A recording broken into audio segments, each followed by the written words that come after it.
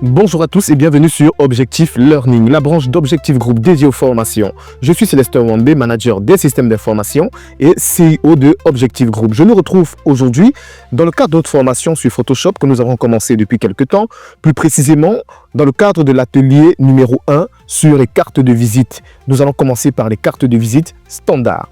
Voici ce que nous aurons à réaliser au courant de notre petite vidéo que nous allons passer ensemble.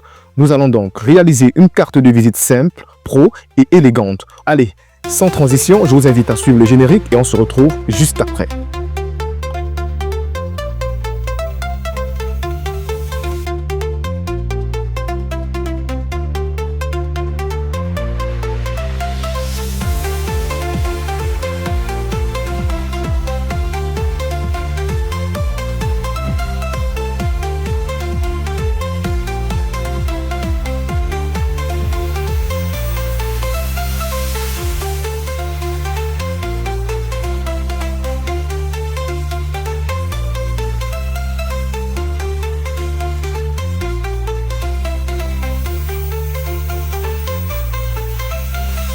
Nous sommes de retour sur Photoshop.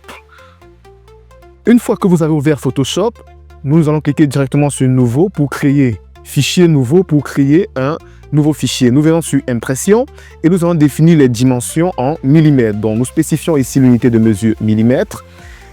Nous allons définir les dimensions standards, 85 par 55 pour ce qui est des cartes de visite standard, 85. Et nous ajouterons 3 pour une marge de sécurité, donc 85 plus 3, ça nous fait 88. 88 par 58, donc 55 plus 3, 58 mm. Une fois que c'est fait, nous cliquons sur Créer. Nous allons maintenant importer notre fichier qui va nous servir de repère. Le voici. Nous allons insérer des règles pour pouvoir nous permettre d'avoir un repère assez courtois durant le travail. Voilà. Pour éviter de perdre notre travail, au cas où un incident surviendrait sur notre PC, je nous propose d'enregistrer directement notre fichier. Fichier enregistré, ou alors enregistrer sous, ou CTRL S, le raccourci. Et nous allons donc renommer notre fichier en disant tout simplement, je préfère le mettre dans la rubrique des TP sur mon PC, voilà.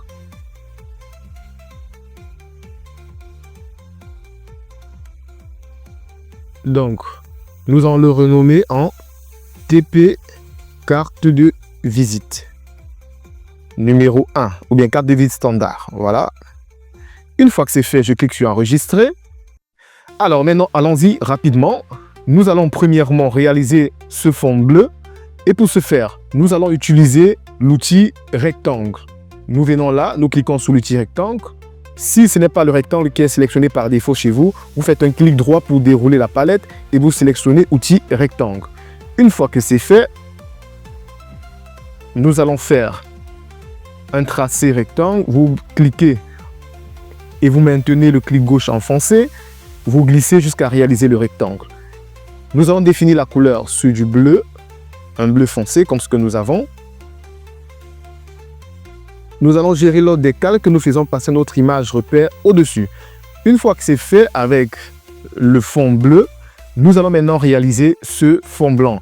Pour ce faire, je vais encore m'aider des règles pour éviter de faire des traits qui ne sont pas bien. Je vais me positionner à chaque endroit où il serait nécessaire, je reviens sur moi. Je vais me positionner à chaque endroit où il serait nécessaire de passer avec des pointillés pour réaliser nos tracés. Voilà. L'idée est vraiment d'éviter d'avoir des traits pas intéressants. Ce qui est intéressant, c'est parce que j'ai une image de référence. Voilà, je vais prendre dans l'outil plume. Je prends l'outil plume et je vais réaliser donc mon fond blanc. Voilà. Il faut enlever la couleur de fond pour que ça ne nous embête pas lorsque nous sommes en train de travailler. Et on définit plutôt les contours sur une couleur qui peut facilement être distinctive sur notre fond. Je vais donc mettre du rouge au niveau du contour et le fond, je vais enlever le fond. Voilà.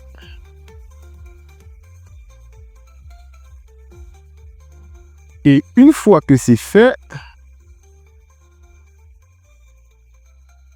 c'est bien, nous avons donc réalisé notre fond blanc. Pour le vérifier, c'est simple. Nous allons enlever les contours et nous allons définir la couleur de fond sur du blanc. Nous avons donc réalisé notre fond blanc. Je réagis encore au niveau de l'ordre des calques, je le mets en bas. Mais lorsque nous ferons, j'enlève d'abord rapidement mes tracés pour ne pas m'embêter. Voilà. Avec tous ces tracés, je préfère les enlever. Et maintenant, nous allons plutôt utiliser d'autres tracés pour réaliser le petit fond bleu là, sous la forme un tout petit peu trapézoïdale. Voilà, je prends encore l'outil rectangle. Non, sorry, je ne prends pas l'outil rectangle. Je vous l'ai dit, j'utilise les règles pour pouvoir bien délimiter les différents endroits où j'aurai réalisé des points avec mon outil plume. Je prends dans l'outil plume, raccourci clavier P. Je vais donc réaliser la forme bleu ciel que voici. Et top, c'est fait. Super. Je vais donc définir. Comme je vous ai toujours dit, à chaque fois que vous prenez l'outil plume, il faut toujours se rassurer que là, au niveau des options, c'est bien forme qui est sélectionnée et non tracé. Là, en l'occurrence, c'est bien forme qui est sélectionnée. Je vais donc définir la couleur de fond sur du bleu ciel et je vais enlever les contours. Pour voir à quoi ça ressemble à chaque fois, regardez, je cache l'image de référence et voici, nous avons déjà réalisé cette forme trapézoïdale en bleu. On va continuer rapidement. Nous allons maintenant réaliser la forme trapézoïdale blanche que voici. Je vais toujours utiliser les règles pour bien me positionner. Voilà. Je prends toujours, comme je vous ai dit, les règles pour bien me positionner. Je préfère cette méthode, ça m'évite de faire des tracés qui ne sont pas très droits. Et vous voyez, j'identifie à chaque fois les points sommets. Maintenant, une fois que c'est fait, je vais prendre l'outil plume. Je me rassure d'enlever le fond, comme je vous ai dit tout à l'heure, et je me rassure aussi que c'est bien l'option forme qui est cochée. Je vais définir le contour avec la couleur rouge pour que ce soit très visible. Et maintenant, je m'y lance. Bien. Je réalise maintenant cette forme trapézoïdale blanche. Super, c'est fait. Une fois que c'est fait, je peux donc maintenant définir la couleur de fond, c'est du blanc, et je peux enlever les contours. Super, je peux réorganiser mes calques et je cache pour que vous voyez à quoi ça ressemble. Nous avons donc déjà réalisé tout le design du haut. Nous allons maintenant réaliser le design du bas. Pour le design du bas, je vais vous proposer d'utiliser une technique que certainement vous n'avez pas trop l'habitude d'utiliser. Vous préférez refaire peut-être pour certains tout le travail, mais je me rends compte en observant mon image de référence que je peux clairement faire une symétrie de cette petite zone et la reporter vers le bas. Donc je ne perdrai pas de temps. Je vais identifier mes deux éléments, le trapèze blanc et la forme trapézoïdale qui est également bleue. Je vais les sélectionner. Voilà, je les identifie au niveau des calques, je les sélectionne et je fais CTRL-J pour dupliquer les deux calques. Ou alors je faisais clic droit, je prenais dupliquer. Et maintenant, je fais CTRL-T pour pouvoir sélectionner les deux. Mais là, je me rends compte que j'ai sélectionné un. Donc, je vais vérifier rapidement. CTRL-T, voilà, j'ai sélectionné les deux. CTRL-T pour sélectionner les deux. À défaut de faire CTRL-T, vous pouvez venir sur Édition et vous prenez Transformation manuelle. Bien, on va y aller, CTRL-T. Je disais à défaut, pour ceux peut-être qui ne se retrouveraient pas avec CTRL-T, je dis je sélectionne les deux et je viens sur Édition, je prends Transformation manuelle. C'est le même travail. Et là, je vais faire une symétrie, je fais clic droit et je prends symétrie verticale. Une fois que c'est fait, je peux faire cacher mon outil de référence. Et bon, on va cacher l'outil de référence à la fin. Je vais glisser et aller jusqu'au bas là. Voilà. Je mets dans réalité des différentes formes. Je cache l'outil de référence et vous voyez, on a nos deux formes trapézoïdales qui sont déjà rapidement faites. Ça nous évite de refaire tous ces tracés de tout à l'heure. Donc, si j'affiche, voici où nous étions.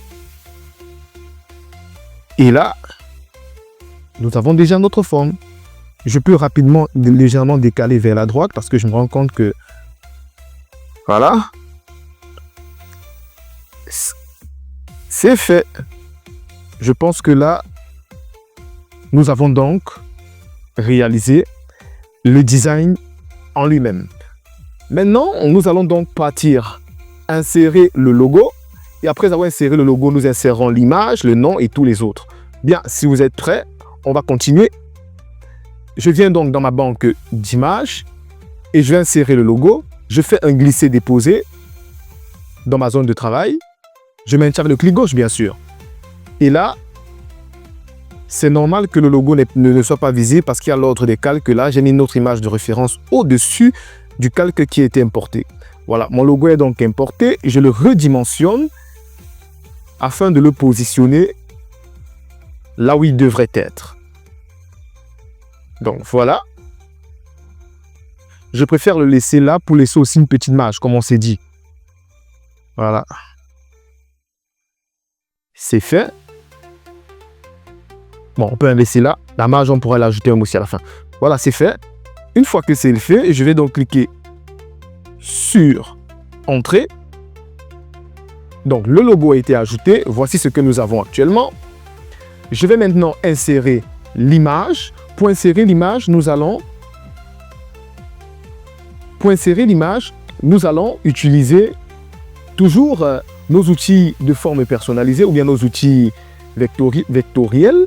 Un outil vectoriel. Bah, je ne suis pas français. Hein. Désolé, vous allez m'aider en commentaire avec le bon terme. Je vais donc prendre l'outil ellipse. Et l'outil ellipse, je vais réaliser ce petit cercle qui est censé contenir mon image. Je vais le repositionner. Je prends l'outil sélection, CTRL-T. Voilà, je le repositionne un tout petit peu là. C'est fait. Avant, peut-être même de prendre l'outil sélection, on aurait pu le faire directement avec l'outil ellipse avant. C'est de spécifier la couleur de fond. On va mettre du blanc. Mais là, je vois que c'est du bleu ciel. Donc, on va mettre du bleu ciel sur la couleur de fond. Et les contours sont en bleu. On va mettre les contours en bleu. C'est fait. Et ce que nous ferons donc, voici ce que nous avons actuellement. Je trouve que à 10, c'est énorme. Donc, on va mettre à 5 peut-être. C'est un peu plus intéressant. On va mettre, je définis en fait la taille des contours à 5 pixels. Maintenant, nous allons donc importer notre image et créer un masque d'écrêtage afin que cette image importée puisse adhérer exactement au cercle que j'ai réalisé. Je vais donc prendre l'image et l'importer. Voilà. Une fois que j'ai importé mon image, bon, pour certaines personnes, petit rappel, il peut arriver que vous importez l'image comme celle-ci et vous vous rendez compte que la luminosité n'est pas meilleure. On va rapidement voir comment on peut améliorer la luminosité. Je vais pixeliser rapidement mon calque. Bon, mais c'est pas obligé, hein, vous pouvez le faire sans pixeliser le calque. Je viens sur Réglages, Luminosité et je vais légèrement augmenter la luminosité de mon image. Voilà. Et c'est OK. Je clique donc sur OK. CTRL Z pour voir ce qu'on avait avant. Vous voyez, l'image était légèrement sombre. Et on revient là pour voir à quoi ressemble aujourd'hui l'image. Je reprends l'outil sélection raccourci clavier V. Je positionne l'image près du cercle. Je fais clic droit sur le calque de l'image. Je suis ici. Clic droit sur le calque de l'image et je vais prendre créer un masque d'écrêtage. Il est où? Voici ça, créer un masque d'écrêtage. Voilà donc mon image qui s'est incrustée dans le cercle. Je fais CTRL-T sur l'image. Je me suis bien positionné sur le calque de l'image. CTRL-T pour redimensionner l'image rapidement. Voilà. Je redimensionne et je positionne l'image. Je fais en sorte qu'elle soit bien placée. Voilà. Une fois que c'est bon, je peux cliquer sur Entrée. J'ai donc déjà réalisé l'image. Maintenant, je vais insérer le texte. Où on finit avec les icônes. Donc, j'ai fini d'avoir avec Célestin. J'écris le texte, le nom et la fonction. Je vais donc prendre l'outil texte T, que voici. Et je vais cliquer dans le vide là. Je vais définir la police à 15. Après, on pourra dimensionner. La couleur de la police, c'est du bleu foncé, voici. Je vais donc écrire le nom. Ah, on ne voit pas parce que le calque texte est en dessous. Oh là là, sorry. Notre image de référence est un peu au-dessus, voilà. C'est bien. On repositionne les calques. Et là, on va donc saisir le nom. Owambe Conchou K.Célestin. Voilà.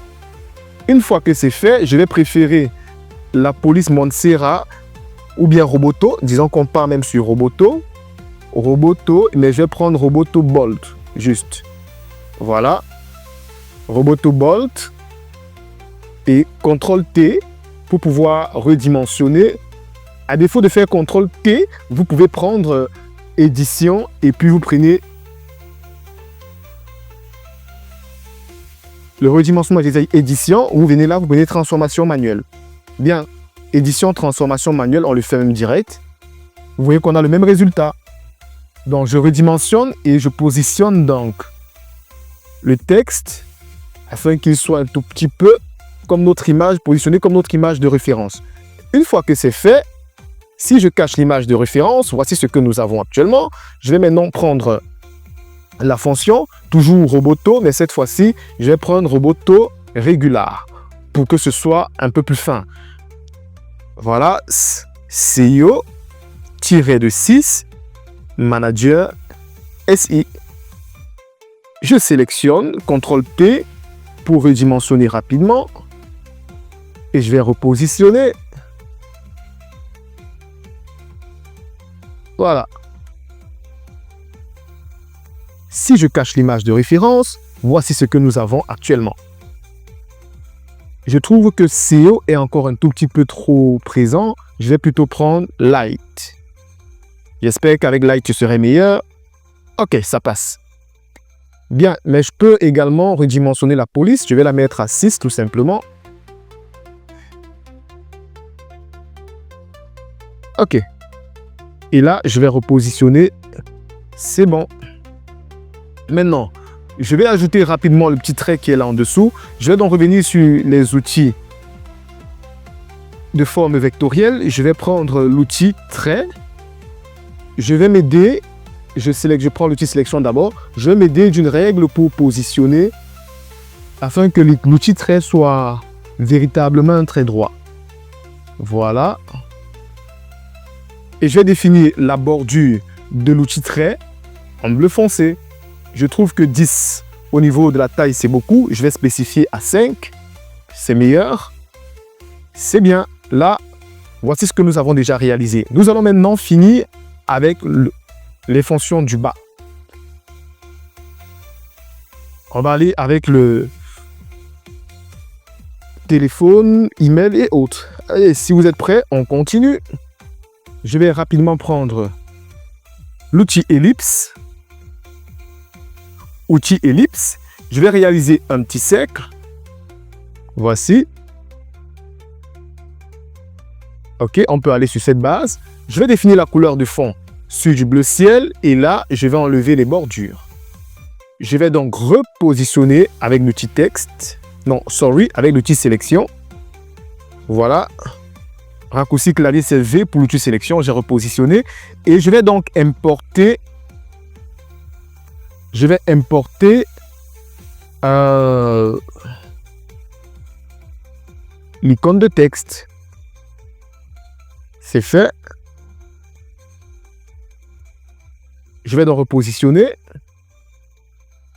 Je peux zoomer, CTRL+ pour zoomer, afin de bien faire le repositionnement, puisque les formes sont un peu plus petites. Voilà que, automatiquement, la résolution n'est pas très agréable à la vue. Une fois que c'est fait, je vais légèrement... Ok. Je vais définir la couleur en ajoutant donc une option. Au niveau du calque, je vais sélectionner le calque qui correspond à l'icône du téléphone. Je viens ici au niveau des fonctions et je vais ajouter une incrustation en couleur pour définir la couleur blanche au niveau de l'icône. Vous pouvez utiliser la pipette pour pouvoir choisir la couleur blanche même au niveau du fond. Allez, c'est fait. Une fois donc que j'ai réalisé ceci, regardez, je vais essayer de gagner en temps. Je vais simplement dupliquer Je me positionne sur le calque ellipse que j'ai créé tout à l'heure. Je le duplique, CTRL-J. Je duplique et je vais repositionner le calque un peu au-dessus. Maintenant, au niveau de l'outil sélection, je me rassure de décocher sélection automatique. Je vais simplement déplacer donc mon petit cercle. Je peux le faire pour tous les cercles, hein. C'est même mieux, je le fais une fois là maintenant. CTRL-J pour dupliquer, je suis positionné sur ce calque, le calque de l'ellipse que je viens de dupliquer. Donc, je fais encore CTRL-J pour dupliquer. Je le repositionne encore en bas. Rapidement, CTRL-J, je duplique. Je le repositionne. Rapidement. CTRL-J, je duplique. Et voilà. Maintenant, je vais donc insérer l'icône des emails. J'importe l'icône des emails. Je redimensionne. Voilà. Je vais zoomer pour qu'on ait un meilleur résultat. Pour qu'on puisse mieux apprécier en fait le travail qu'on est en train de faire. Voilà, je vais repositionner à cette dimension si ça me semble bien. Et je le repositionne là. Peut-être trop petit. Voilà. Une fois que c'est fait, pour éviter de répéter les mêmes choses, fonction, venir sur fonction, incrustation en couleur, définir la couleur blanche, je vais simplement faire clic droit, comme j'ai déjà défini cette couleur blanche, et je vais prendre copier le style de calque. Ce qui fait qu'à chaque fois que je vais importer mes icônes, je vais simplement coller le style de calque. Vous allez vous rendre compte qu'en zoomant, on a l'impression que les cercles ne sont pas bien alignés. Ça peut arriver. Pour ce faire, pour éviter ce genre de soucis, vous prenez encore l'outil règle pour le mettre là et vous aider à ce que vos cercles soient bien alignés. Bon voilà, on a manqué de faire au début. Attendez, je rattrape ça rapidement. Je me suis positionné sur celui-ci. OK. Voilà. Vraiment, c'est mieux d'avoir des cercles qui sont alignés. C'est plus intéressant. Et c'est plus harmonieux. Allez, c'est fait. On peut maintenant avancer. Je vais donc maintenant importer l'icône de LinkedIn. Je vais prendre l'icône de LinkedIn. Je l'importe. Redimensionne. Voilà.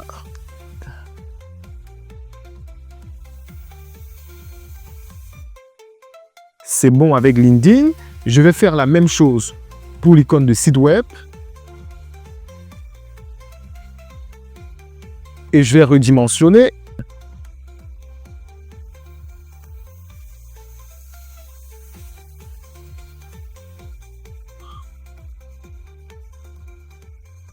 Voilà.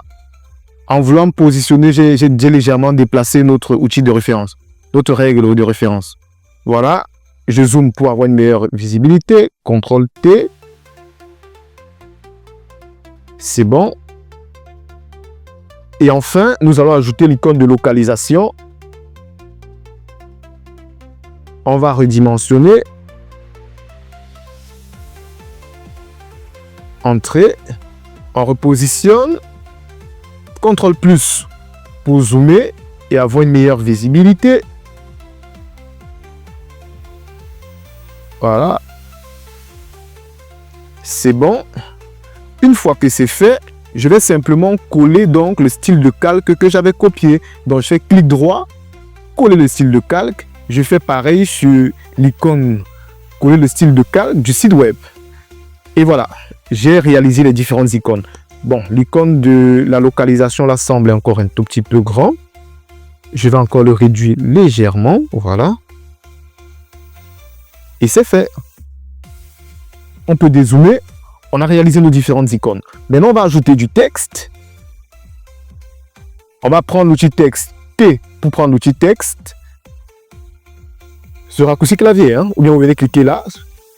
Et on va renseigner le plus 237. 6, vous renseignez votre numéro. Voilà. Gna gna gna. Tête. Et c'est bon. On va mettre le texte à la taille de 5. Je crois que ça devra aller. On va le repositionner. Voilà. Bon, 5 semble petit. Mettons à la taille de 6. Bah, voilà. Ça peut aller comme ça. Alors, maintenant, la couleur du texte, j'ai l'impression que c'est du noir On va mettre ça en noir également. Bon, pas un noir trop foncé, hein, un noir un peu digeste. Ok. On va maintenant continuer avec le test. C'est Lester1b. @objectif-6group.com. Je pense que là, le Roboto Light n'est pas intéressant. On va prendre du Roboto et on va partir à Medium. Oui, je crois que là, ça peut aller, hein, ou régular. Essayons voir. Pour que ce soit pas trop agressif. Bien, on a fini avec l'adresse email. On va ajouter maintenant le compte LinkedIn. Voilà. Une fois que c'est fait, on repositionne. Encore que même pour ce repositionnement, pour être plus à l'aise, je vous conseille d'ajouter une règle. Là, maintenant, c'est fait. Je prends donc maintenant le site web www.objectif-6group.com. Et là, je repositionne. Je prends maintenant la localisation. Nous sommes à Deido, Douala, Cameroun.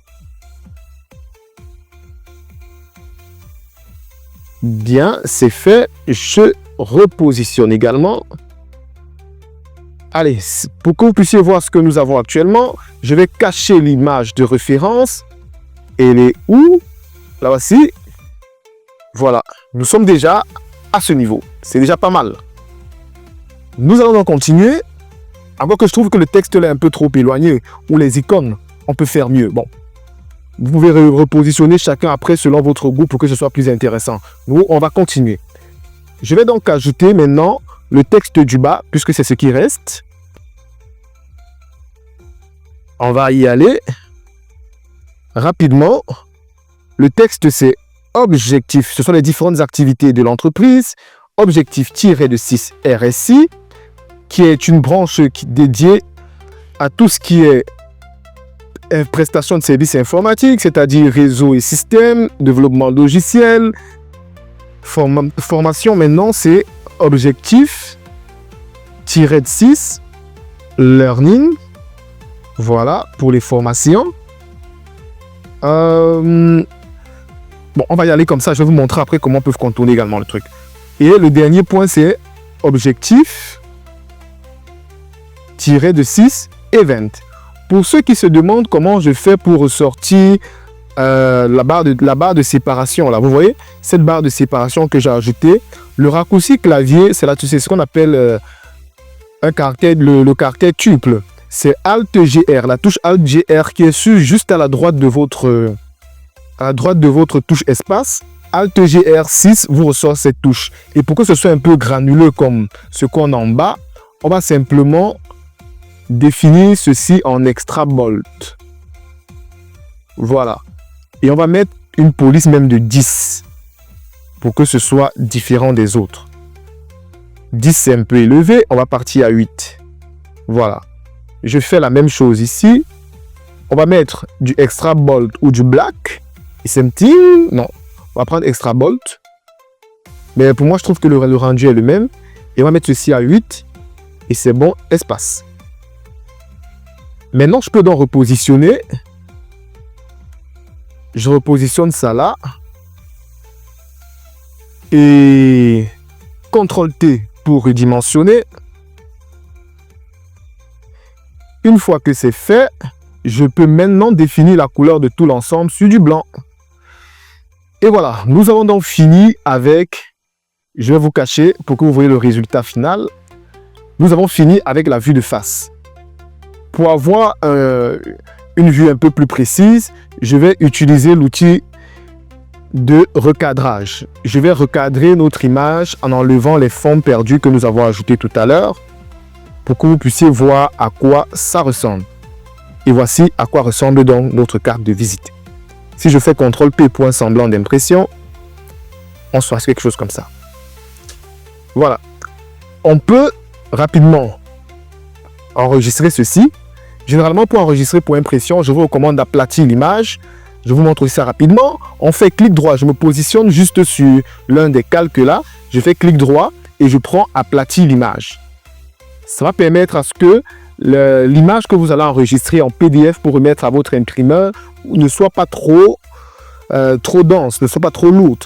Que l'image soit un tout petit peu moins concentrée. Si on devait faire du 75 mégas, je dis n'importe quoi, on pourrait se retrouver facilement à du 50 mégas ou 30 mégas et même moins. Donc voilà, on a aplati l'image et maintenant CTRL SHIFT S pour enregistrer sous, ou bien vous venez sur Fichier, enregistrer sous, voilà, et on va enregistrer en PDF. Je déroule là parmi les différents formats de fichiers et je vais chercher PDF, voilà.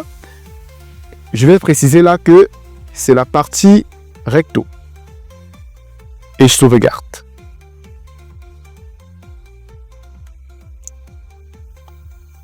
Donc voilà, j'ai enregistré et ainsi je peux donc envoyer à mon imprimeur.